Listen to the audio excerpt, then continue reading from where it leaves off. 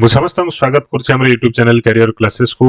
Add पे commission रे बहुत गुड़िए भत्ता बा अलाउंस बंद हवा को जाउछि। तेणु कोन अछि ई अलाउंस डिटेल्स तथ्य हमें बुझिबा। ई वीडियो को लाइक, चैनल को सब्सक्राइब और शेयर जेमते आपण माने करिवे। तेणु चलंत आपण माने जानिथिबे जो एड पे कमिशन टी आगु को आसीबा को जाउछि, जोटा कि 2026 जनवरी रो लागू हवा को जाउछि। सेथरे जो आपण माने बहुत गुड़े महंगा भत्ता को छाड़ी कि अन्य जो भत्ता सब अछि जेमती ट्रैवल अलाउंस आउरी बहुत गुड़े भत्ता अछि, यूनिफॉर्म अलाउंस इत्यादि इत्यादि इत्यादि बहुत गुड़े लंबा लिस्ट अछि।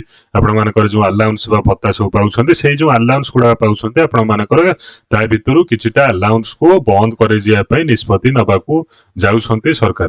तेणु कोन से जिनिस अछि डिटेल्स तथ्य हम वीडियो रे देखिबा।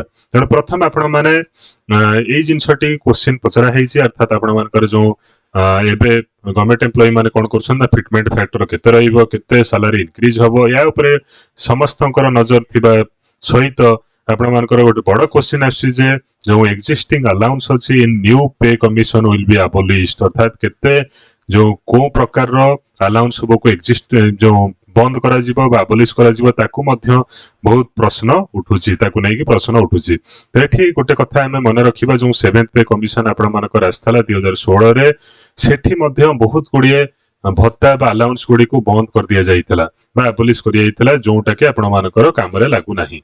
जेमति कि आपण मानकर कोन कोन अलाउंस को बंद कराइतला ताकू मध्य हम देखिबा। चलन देखि दबा टिके नजर पकई दबा कोन कोन अलाउंस अछि ना। पाखापाखि 7th पे कमिशन आसिया पूर्व 196 प्रकार रो अलाउंस हो चलतला।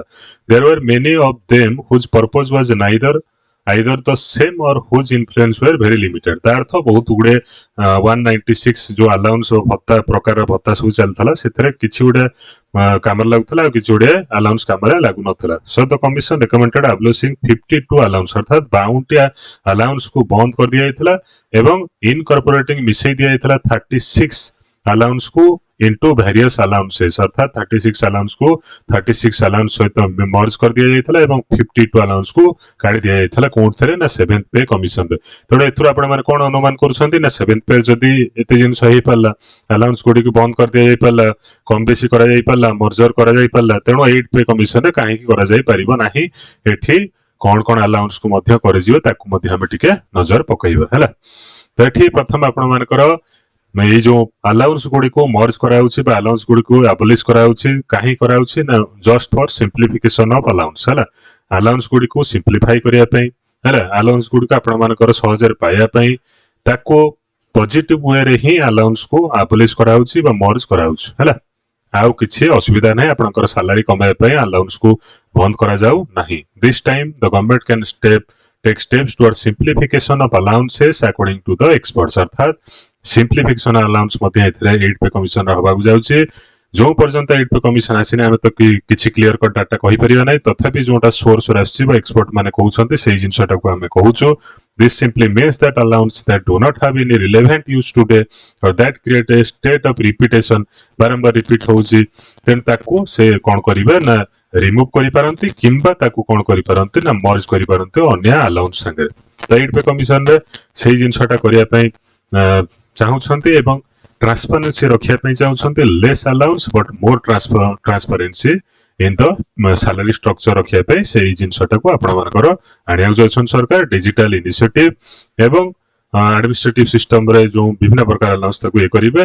बेसिक पे आ सैलरी जोटा अछि मोर इंपोर्टेंस दिया जिवो, जो थे आपण मानकर सैलरी टा अधिक रहइबो एवं जो माने पेंशनर अछन्ती तांकर किछि प्रभाव पड़िबो नै, कारण से मानकर बेसिक सैलरी एवं डीए सहित ही तांकर कोन ना पेंशन डिसाइड हेइते। तो एठी हम देखिबा कोन कोन डिक्रीज हेइ पारे बा कोन कोन अबलिश हेइ पारे ताकू मध्ये टिके नजर पकई दबा को प्रकार अलाउंस सब मर्ज हेइ पारे। तो lower allowance does not mean that total income of the employee will decrease, अर्थात आपण मानकर अलाउंस को जदी कमई देबे आपनकर सैलरी डिक्रीज हे जिवो सेमति किछि माने नै। Typical the government balances the basic salary और DA along with removing the allowances.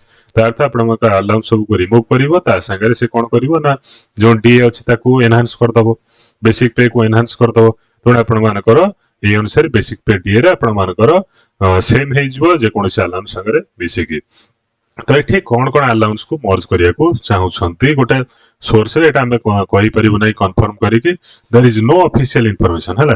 8 but it is estimated that travel allowance, special duty allowance, small level regional allowance, some specific departmental allowance such as ଯେମିତି clerical allowance ଅଛି କି ଅଲଗା typing allowance ଅଛି କି ଅଧିକା time ଦେଲେ ଆପଣ ମାନେ allowance ପାଉଛନ୍ତି ସେଇଗୁଡାକୁ abolish କରାଯାଇପାରେ ଏବଂ this is for rational and simple salary structure transparency को बेस करिकी एवं सेही जिनसटक आपण मानकर जोडा अछि ट्रांसपेरेंसी विथ मच सैलरी सेही फार्मूला रे आपण मानकर सैलरी हेई पारे एवं एगुडा का बंद कर जाई पारे सो धन्यवाद वीडियो को लाइक चैनल को सब्सक्राइब और शेयर करियो।